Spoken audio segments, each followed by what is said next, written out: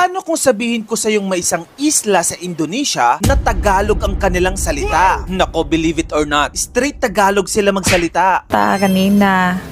Pero, ha? Anong oras? Alas 10? Alas 10 ng umaga? Oo. Nakawagayway pa nga ang ating bandila sa kanilang isla. Teka, ba't ganyan? Anong nangyari? Mga Pilipino ba ito o Indonesians? Tara, alamin natin. Meet Miangas Island, isang isla sa Indonesia na hindi mo akalain na halos Pinas vibes na ang kultura. Located dito sa hilagang kanluran ng Sulawesi. Pero ang catch, mga 198 kilometers lang ang layo nito mula sa Davao City. Kaya naman kahit sakop ito ng bansang Indonesia, Tagalog pa rin ang ginagamit ng mga tao dito. Close talaga ang mga residente ng Sulawesi sa kulturang Pinoy. Pero saan at paano nga ba nagsimula itong unexpected connection nila sa atin? Let's find out.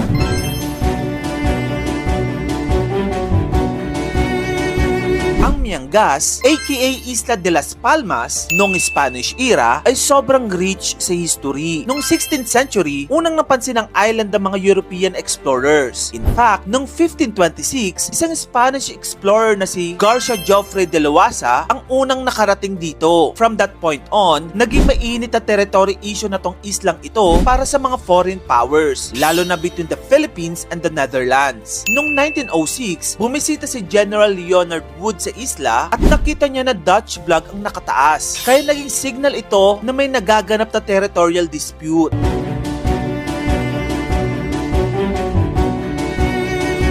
Ito na ang drama. Noong 1898 sa Treaty of Paris, naisama ang Miangas bilang southern boundary ng Pilipinas, which made things super confusing pagdating sa ownership. Then, noong 1928, nagkaroon ng arbitration ruling at officially naging part ng Netherlands ang Miangas. Pero teka, di pa tapos ang story. Fast forward to 2014, may formal agreement ang bansang Indonesia at Pilipinas na nag-confirm na Indonesian territory nga ang Miangas Island. Pero kahit na ganon, ang puso ng mga residente, feeling nila ay rooted pa rin sila sa bansang Pilipinas. May mga umaasa pa rin na baka isang araw, maging parte na ang Miangas as Philippine Island. At kung napapatanong ka kung paano nga ba talaga nila na-adapt ang wika ng Tagalog, well, ito ay dahil sa malalim at mahaba nilang century-long connections sa kanilang Filipino heritage.